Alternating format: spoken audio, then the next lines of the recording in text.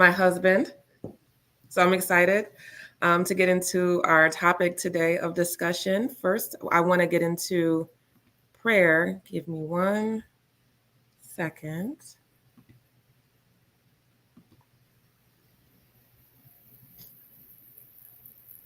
All right. And we're live. I just want to make sure I'm live on Instagram too. Okay. All right. So let me get into prayer. All right. Thank you, Father, for bringing us together again today for another episode of 40 Days of Letting Go. Thank you for James Graham and his knowledge on this topic. And I ask that you just guide our discussion, have your way with our discussion, and have it touch who it needs to touch out there in the Facebook world, YouTube, and Instagram. Father, we just thank you for today and the wisdom and the instruction and the vision. In Jesus' mighty name, amen. Thank you. So, this is James Graham, who is a CEO and real estate agent. He has a couple of titles, but he's I only just have one title. only one title. One I mean, title. tell us what CCSO means because I still haven't figured it out. You got the real estate mogul behind you, and you got CCSO. To me, that's a couple. But go ahead, you explain to the people who you are. All right, CCSO is client services, chief client services officers. So in everything that I do, I'm my client. I make sure I do at the top of my ability, and yes, I'm in real estate, but I'm a client. You're in client services, so you have to make sure you provide a certain tier of excellence when it comes to serving your client. So real estate touches everyone. So, and to be licensed in different professions or different areas in real estate, it's just a lot, and it's too much to kind of put in your name and be all. So I simplified it, and that is not my idea. I got it from a famous person by the name of Rich Paul. He's a sports agent for LeBron, and he was on the show with Earn Your Leisure, and they was breaking down his titles and different things that he does, and he just said, "Hey, look, man, I'm a I'm a chief client service officer, and I serve all my clients, and that's what I got it. That's where I got it from, and it makes sense for me because I dib and dab in different things, and as an entrepreneur, but real estate is my main." My main thing is I just want to make sure it's keeping it nice and simple. And hey, call me for real estate, and I'm gonna serve you as my client. Awesome. Okay. Well, this topic of discussion is, I guess, near and dear to both of our hearts because we're both entrepreneurs, and I believe that anxiety is something not only that entrepreneurs feel, but most people. But when you have your own business, there's a lot that comes with that, right? It's like a roller coaster ride. There's so many ups and downs, and a lot of stress and uncertainty that comes with it. How do you conquer uncertainty with confidence? Because you're a pretty confident guy, but I know that there were times of uncertainty and stress that you had to kind of conquer and go through. Well, again, I want to say thank you because we talked about doing this. Anxiety it's a part of your mindset. So this is a mindset day for me, for my followers, and to answer your question is that if you decide to become an entrepreneur in the beginning, you're going to study different people who started from ground zero, and you have to understand that it's a process. Mm-hmm. The uncertainty is actually a part of it, and it can be used to push and motivate you to create something that's going to be certain. Yeah. A different strategy to which we will get into to ensure that you having certain results I just touched on it earlier, is belief in, God and the higher power, whatever you believe in, but that belief will help you create that certainty when it comes to being an entrepreneur. Awesome. Now, have you heard of imposter syndrome? I know in certain mental health, topics are kind of like the popular or hot topics. Have you ever heard of imposter syndrome? Yeah, I have. And here's the thing, at one point we were all imposters, because if you started out as a person who, worked a 9 to 5, and you looked at somebody who's an entrepreneur, in your mind, you're gonna create that image. Man, if I was an entrepreneur, I'd do this and do that and blah blah this and blah. At that point in time, while you're working at a 9 to 5 for somebody, you're an imposter. But once you decide to make that jump, or even create that job or LLC through your state, you become an entrepreneur. Right. You just have another title or job, associated. It's something that you do. Right. Really. An entrepreneur is someone who's provided opportunities for others and creates avenues for others. You have to really look at the definition of what you're doing as an entrepreneur, because entrepreneur just means you're an individual that creates funding or opportunities for yourself and family. Right. So what debunks that imposter syndrome, and understanding that you're not fake or something like that, is that you are who you are in your said industry. Yeah, you just really have to know that you are who you are. Now, it becomes an imposter syndrome when you're going around. Let's say you have, you getting into real estate, which this is illegal.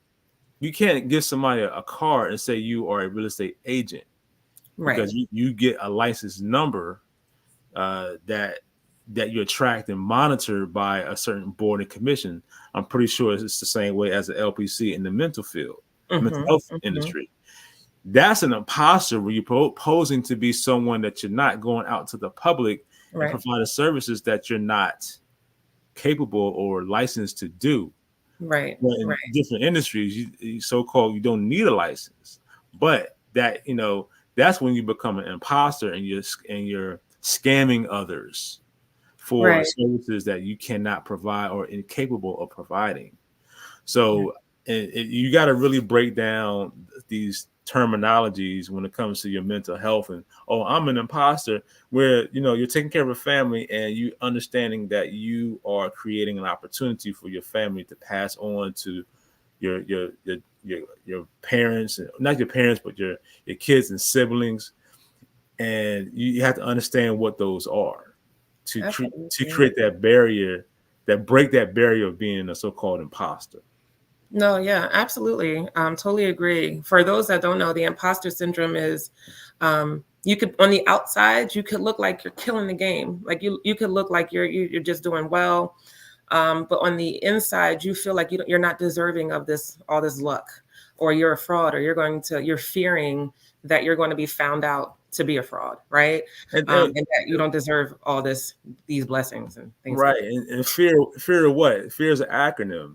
Yeah. False evidence appearing real. Absolutely. So, you are an imposter if you're saying, "Hey, man, I made $20,000 this month," and you're going around to people and telling them that you're doing that. When it comes out, find out people looking at you, you made $20,000 a month, and you drive a broken down hoopty.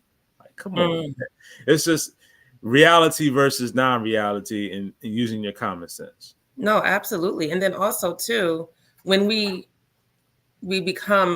think of imposter syndrome and going into business and becoming entrepreneurs, we think of the first thing people will say, especially in today's time, is, I want to be a boss. Or if you're a boss, you're going to have haters. You're going to have people who are going to go against you. But imposter syndrome, it to me reflects that the biggest enemy can be ourselves, because no matter what people say of our success or greatness, or the negative things that they may say, our success and our greatness is going to really depend on the things that we're thinking in our subconscious. Yeah, definitely. Your success, your actions, your activity, it starts with your mind and the thoughts that you're thinking about.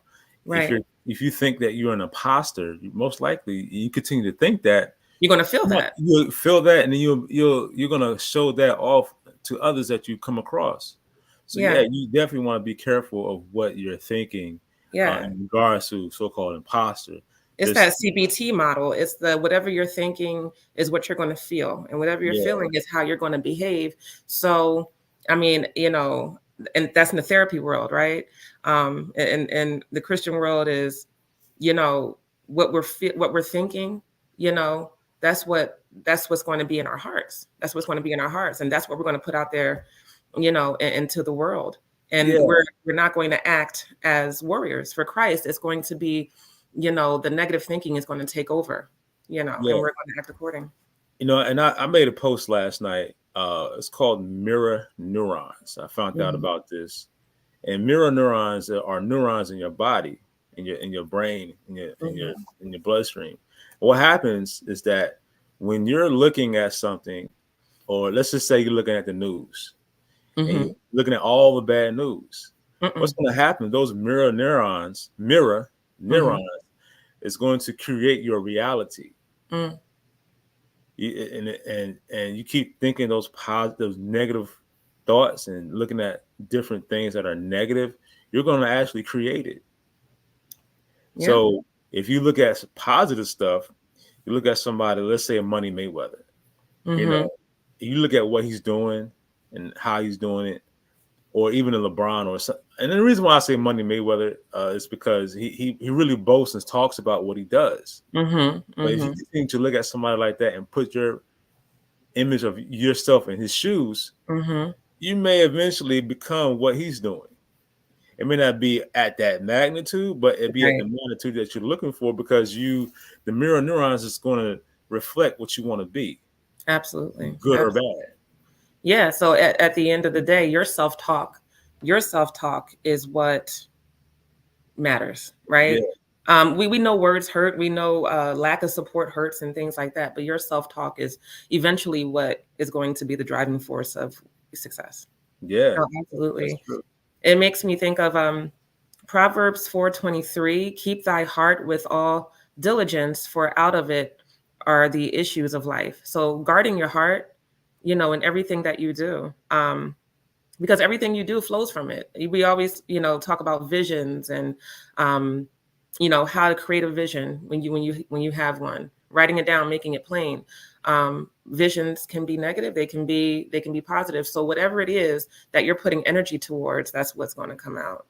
You know what, that scripture really touches on creating a work life balance to guard that. When you Mm-hmm. when you're an entrepreneur, when you create that work life balance, that's going to guard your heart. And Mm-hmm. what's going to happen, you're going to put certain situations in place, certain priorities, certain pillars, certain boundaries that you're going to create to keep that work life balance, because that's part of being an entrepreneur and creating that anxiety, having a work life balance. And that scripture, it definitely it lines up to having that. When you have these your boundaries in place as an entrepreneur, that creates your timelines, that creates your boundaries. You'll say, okay, you know what, I can't do that at this time. I catch you up Mm-hmm. next time. Or I got my kids, soccer game at this point, and then I got another appointment. So it just creates, when you have your boundaries and your your your your non-negotiables in place, Mm-hmm. that's going to create your rhythm, your pace of whatever Absolutely. you're doing in your business. It's going to create that for you, so that way you can move forward, and that will handle that anxiety, because it's not going to go away. Mm-hmm. Anxiety is there to for a reason. You have to manage it. Right. You have to Right. manage it, and to do that, you need to do that to become successful in anything that you do, not just as an entrepreneur, but into anything that you got to do. No, absolutely. Absolutely. Um, I know one of the causes of anxiety, that fear of failure. We Mhm. always talk about, which causes hesitation, indecisiveness. Um, it causes that feeling of limitation and not taking risks. It's really a setback. I've talked to a lot of people, not just in the entrepreneurial world, but just in general. It could be whether it's parenting, whether it's you know um, taking on a new job, whatever it is. It's a fear of failure. I think that's what it comes down to, especially today, because I think, especially in the Facebook world or Instagram world, we're constantly seeing everybody's success. We're not really seeing um, The the failure. the ugly truth, which is okay, but we're not seeing the ugly truth of how they got to that, right? So, how do we embrace failure? How do we embrace it in our daily lives, and how do we just embrace it? So failure. I'm gonna find the image and I'm gonna share it to my platform. I'm gonna send it to you too. You have to understand failure is a part of it. Mm-hmm. You have to embrace failure. What happens from failure? You learn what you can and cannot do. Right. You learn your strengths and weaknesses, and failure is a part of the process. Yeah. In fact, you're going to fail more times than you succeed, and you're going to learn Yeah. from failure more times than you win. But Yeah. once you win, what can you learn from winning other than to get a discount for buying the bar up in bulk? You know what Mm. I'm saying? Yeah. And Yeah. you might not want to do that because you want to take that money you earn from it, Right. instead of celebrating that way, you want to put it to another investment to Mm-hmm. grow your business. But you have to learn and understand that failure is a part of the process. And you take a bird's eye view of it, you be like, okay, it's as long as it's sending up to northeast, Mm-hmm. northwestern, Yeah. it's going to drop down. Like, it's going to drop. It's going to go Mm-hmm. down. It's going to go left. But Right. how you embrace that is by having a routine in place, by Mm-hmm. having a a way to get back on track and having a plan in Uh-huh. place. Mm-hmm. Because once you get off track, you're going to get off track for a reason because you have a certain way you want to end, or you Mm-hmm. want to get to the end goal, but you're going to get off track because God may have something in place for you to learn from at Mm-hmm. that failure point. Mm-hmm. You know? Mm-hmm. Mm-hmm. So Mm-hmm. you take those notes and things that you learn with you along the way up in Mm. order to grow from. That's how you embrace it. But if you Love don't it. have a plan, you're just going to be like a dog chasing his tail Mm-hmm. Mm-hmm. with his head cut off. So you got Right. to have that plan in place. You got to have that routine in place to get back Absolutely. on it in order to stay on the track that you intended for, that you set intentions for. That's how you embrace failure. I love that. Let me see. Minister Ward, actually, he was on here. He said a failed attempt is not failure. Right. Exactly. I It's love not. that. And, Yeah. and- Yeah. and you learn from these things. Like, you learn when you lose, so-called lose. You take that L. When you bend Mm-hmm. the L, you bend it to a W too. So Okay. you have to be able, as an entrepreneur, you have to be able to change your perception Right. of certain instances that happen. It Mm-hmm. could be just like an NWA. What happened in the beginning, right? You're getting all this bad publicity, so-called Right. Right. bad publicity. What Right. did Easy E do? Mm. This is good. Let's share it with the world. Right. And what Right. happened? Right. You got what you got. So Absolutely. that's another way to embrace failure. Embrace it. You Wow. have to Yeah. change your perception of things and how it helps you. Mm-hmm. It's a part of your mindset. Right. Right. This is my mindset Mondays, and this is a part of your mindset because if you don't have that mindset or create a perception to create your Mm-hmm. reality to make it work for you, and you Mm-hmm. keep thinking that you're going to fail, Right. what's going to happen? You're going to fail. Right. Right. Right. Right. And you get stagnant when Get you fear it. stagnant. Yeah. Yeah. Absolutely. It's false evidence appearing real. Absolutely. John 16:33.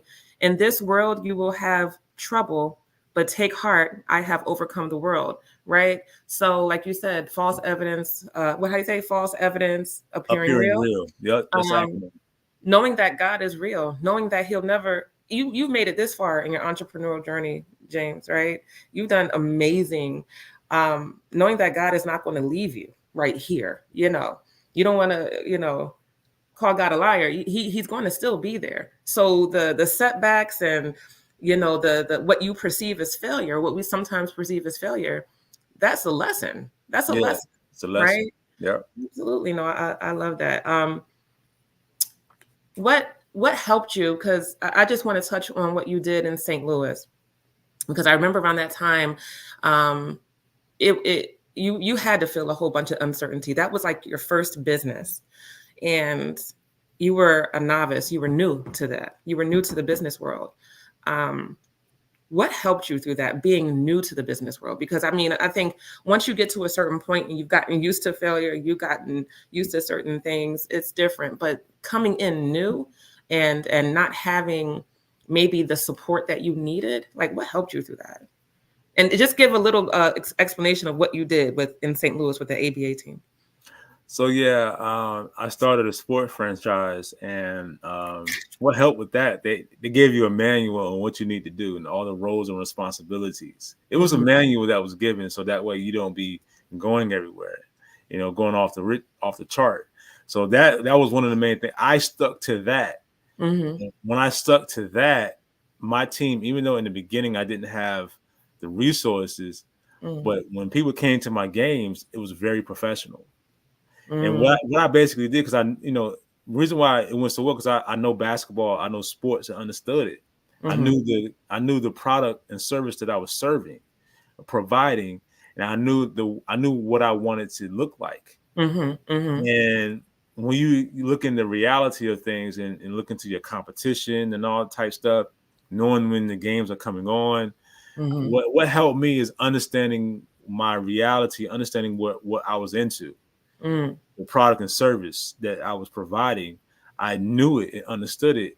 And the business part of it, which I went to school for, I learned a lot in one night that I did in 2 years. Gotcha. Because there's so many people involved that can get you off your track, get right. You off your square if you don't know and have that vision in place to keep going. And what happened with me is that I took all the bumps and hits and took it as a lesson. And yeah, at the time I was working, I had a 9 to 5, so to speak, right. You know right. that helped because I wasn't tripping. Yeah. But at the same time, it's like, okay, I learned who did what, I learned why this happened. And a lot of times I went around people there was some professional athletes who had their own organizations that was trying to use my company to help themselves out. Oh, wow. And I was just watching. So you were like the blueprint. Yeah, I was just watching people, how they talk, how they move. Yeah. My head was constantly on a swivel. And to answer your question, the thing is, I knew the product I wanted to deliver, and I knew how I wanted to look. I had tunnel vision. Right. I had tunnel vision. Yes. And what happens when you fail? Here's what you got to do too. You got to create time and put and step back and look at why you failed, and look at what happened during these situations. What did you do wrong? What did you do right? And make sure you don't do that again. No, I love that. So it's like you have to have there should be in your week a reflection period or time, right? We should, and that's, I guess we dedicate time to rest a little bit, right? That should be your reflection about what happened well, what didn't. And it's okay if it didn't, but how can we change it? Yeah. Well, if you unpack that last 30 seconds you just said, that goes back to what I said earlier, having a plan in place. You said you should create a time to reflect. So going back at it, being intentional about everything that you do. Yeah, intentional. Being intentional about creating the time and space to reflect. Absolutely. You got to create that time and put in space in your week, in your month, in your day. Yeah. You reflect and being intentional about it, because if you don't have that plan or routine in place, you're going to be going crazy. You're going to go into in the mental space that you might not be able to come out of without the right tools or support to bring you out. Oh, wow. Yeah, that makes sense. Miss Stephanie, Sister Bankole, mentioned, she said, it was a quote, when I was a child, I act as a child, I spoke like a child, I thought as a child. When I became a man, I put away childish things. And that makes me think of what we were talking about earlier. When you're new to something, yeah, it's scary. You know, it's you start to have anxieties about a whole bunch of the things that we kind of talked about. Especially even if you're like a baby Christian, it's scary. The journey is different than what you've experienced before. But when you get into that journey, you know, years later, entrepreneurship, years later, there should be some growth. Not saying that you'll never experience anxiety, but there should be some growth of, I would say, trust. I think your trust in God should have grown a little bit more, knowing that if He kind of got you out of all these situations before, He can do it again. It's the same God. The thing, you know, He never changes. So our trust, you know, our intuition, the things that make us great entrepreneurs, that should have grown. The same way as the things that helps us to be great Christians, that should still grow. You know what I mean? But that's what that makes me think about. Our trust and our relationship with Christ, especially during this entrepreneur journey, it should be greater than it was a year or two ago. And like you said, when we have those periods of rest and we're able to reflect on our business, we could see how we've grown, even with all the failures and all the ups and downs, you know. So yeah. With that said, you have to, you know, when you have time to reflect or get up early in the morning, which, you know, it's a good suggestion for those who are looking to become an entrepreneurship. If you look outside and you look at the squirrels and the rabbits and the birds and the bees, you know, look at what they're doing. Mm-hmm. If God can take care of those animals Absolutely. on a regular routine basis, if you don't think that He won't take care of you, then you're not going to be taken care of. Because if He can take care of the birds, the bees for eons and centuries coming to continue, you have to know that you'll be taken care of too. It's within you. Yes. So you have to understand that, and you know, you're going to have these feelings of anxiety, fears, and that's a part of it. Yes. But you have to be able to master yourself, create and stand on your square, and be able to overcome certain feelings. In fact, not overcome. Use these feelings as fuel to create action. Absolutely. To create action on the plan that you created to work on those tasks to reach those goals. Yeah. If you're not working on those tasks and having activity from the emotions that you are feeling, you're going to let those emotions just stir up and bubble and boil and on the inside. And if you're not moving around, working out and starting your day to, you know, go to that appointment or make those phone calls or meet with the client or buy those supplies for your office, if you're not creating that activity, those emotions are just going to bubble and sit there and put you in a bad mental space. And you know what? You may have to go there just to realize you don't want to feel this anymore. You want to get out of that, and you may have to go there and maybe set. God going to use anything to get your attention. Yep. And that's why unfortunate, and I'm going to quote unquote unfortunate things happen to people, because it was meant for that person to go through that to wake them up, to get back on track, to feel that anxiety, to wake them up so that, hey, look, you got to do this. This is why. Absolutely. Yeah. And DBT, dialectical behavior therapy, it's a great therapy to use for overwhelming emotions, right? So not to get into it too much, but there's an idea of a wise mind idea, right? We human beings, we have three states of mind: emotional state, your rational state, and then your wise mind, right? That's what we call it in the therapy world, DBT. Your emotional state is that part of your mind that just deals with feelings, how you're feeling. When you see a situation unravel that you don't like, you go immediately to your emotions. And some people operate just in that state of mind only, for the most part. Then you have your rational mind, which is the logical part of you that looks at the facts and the logical data of the situation. Some people operate in just that state of mind, right?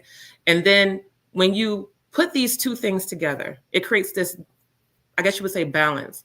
Um, and then you can proceed mindfully, right? When you kind of honor your emotions, but you see the facts of it, but then you come together and you say, you know what, I'm going to proceed mindfully. I know I don't like what's happening right now. I know how it makes me feel. I honor that. That's fine. I see the facts of the situation, and I need to put facts a little bit over my feelings to some degree. But I'm going to proceed mindfully, honoring my emotions, understanding the facts, but knowing God is not going to forsake me, knowing God is still going to be there, and recognizing the steps that I need to take in order to be more responsive, not reactive, but responsive to the situation, right? Again, God is the center of, well, should be the center of our world and our businesses and in our lives. So when he's the center, we can proceed mindfully and become wise when it comes to this great entrepreneurial journey. It's already 7:01. This is like a great, I mean, I love this topic because a lot of people are struggling with imperfection and wanting to just, be perfect in everything that they do, and fearing failure. So I would love to continue this. But right now, is there anything that you want to share when it comes to accepting failure or being kinder to yourself? Because I think those are the main things that helps to get out your own way. Yeah, I mean, just to kind of, bring it all together, for that, you have to have certain strategies in place to accept failure, to be kinder to yourself. You got to have a space for mindfulness. You got to have a support network, you have to get around others who think like you. You have to get around others who, it's not going to kill your joy or kill your dream by saying negative things. Absolutely. That's what's going to help. You have to be intentional. Yeah. You have to have a belief in God or higher power for those. You have to have a routine in place. Yeah. And you need that routine to help you maintain that. And once you understand your goal, you're gonna have tasks to reach those goals. You got to have a plan in place. Those are the strategies that you need to succeed, to answer your question. Absolutely. But I think one of the main things out of that is really having someone to talk to who has been there, done that, have that support system, because everybody can't come. That, and then also isolation kind of exacerbates anxiety. If you think about when we started getting into this entrepreneurial journey, a lot of times we work alone. A lot of entrepreneurs work alone. So like you said, finding your tribe, finding your network of people. Everybody, like you said, can't come, but we do need to be intentional in everything that we do, even if that means actively seeking out our support. Yeah, and your support has to line up with your goals and values and morals and your beliefs. Absolutely. It has to line up, and they have to think and say the things that you think. That's the only way to succeed. Right. And again, if you get around people who does the opposite, that's your learning point. Yeah. You say, I can't be around this person because they party all the time. I'm not going to make no money. I'm not going to get up early. I can't do that. So that's your learning point, to stay away from those who don't, who doesn't fall in line with your objectives. Yeah, you still show love, even though you're on a different playing field now, but you got to pull back, and maybe you may be teaching them a different way of doing things. You are, If they're looking at you like, man, this dude is not trying to be hanging out with us, or this chick, she ain't hanging with us. But look where this dude and chick is at. They're making money. They're going on trips every time. They're not on social media, but when they are, they're in Barbados and they're in Paris, but they're not on social media. So you're going to say, what are you doing? That's when you teach and learn. Absolutely. And then also, one of the things, I know this is such a good topic. One of the things that we do have to get out of our own way is our egos. Because we may see people in Barbados, we may see people somewhere, but a lot of times we're afraid to ask people, how did you get where you got? How did you get to this point of success? Because our egos are in the way, and we're doing too much comparison and not enough of the networking, or the asking of questions, or the being inquisitive about, how did you get here? because I want to get there too, but in my own way. So kind of getting rid of that ego a little bit. Yeah, with that, you to not allow the ego to either destroy you. You Mhm. have to understand, your way of learning, your way of being successful, Right. your routine. Yeah. Once you find your pace, because comparing that can destroy you too. Yeah. So you can't compare. You got to create a balance with that and Yeah. understanding. Okay, this is what I do. I'm not going to compare what this person do because your energetic signature is not the same as the other. Your Your energetic signature. I love it. your Yeah. your your your your alignment with who you are is not the same with somebody else. How you earn money or what industry you're in is not the same. Or even if you're in the same industry, once Absolutely. you understand your pace, Yeah. then you can run your race. You can run Oh, this marathon. absolutely. You can run this marathon we call life and entrepreneurship. So Yeah. you really have to understand who you are, Yeah. and then find somebody similar to that and go talk to the person. Ask them, what did you do? Yeah. How did you get here? And Absolutely. then that helps you not to compare somebody to you. Oh, I should be here. Or I should be there because I'm Yeah. 40 or I'm 20 or Absolutely. you're 15 making $1 million. I'm 20 making $2.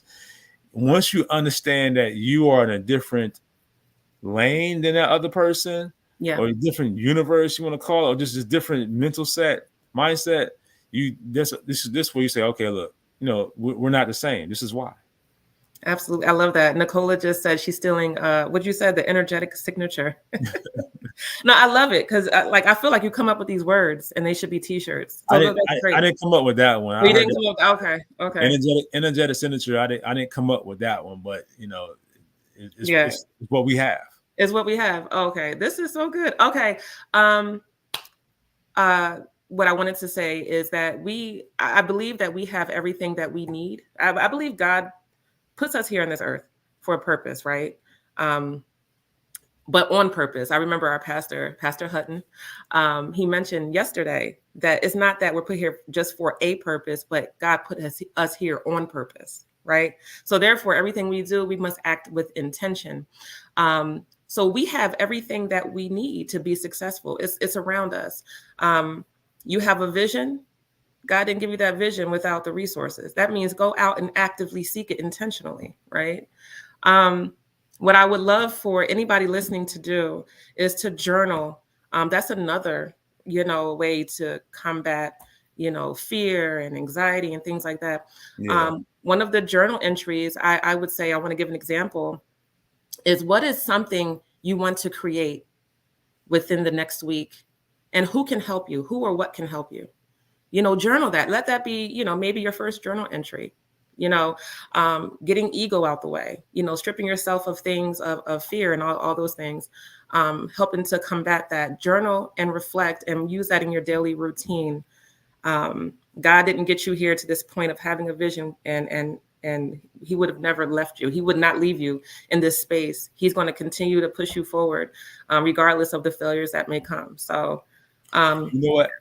I want to add to that. I want to give a tip for that. I want to give yeah, you something intangible to do absolutely. to support that. Yeah. It's a meditation that I came across yesterday, and it's a meditation for that vision.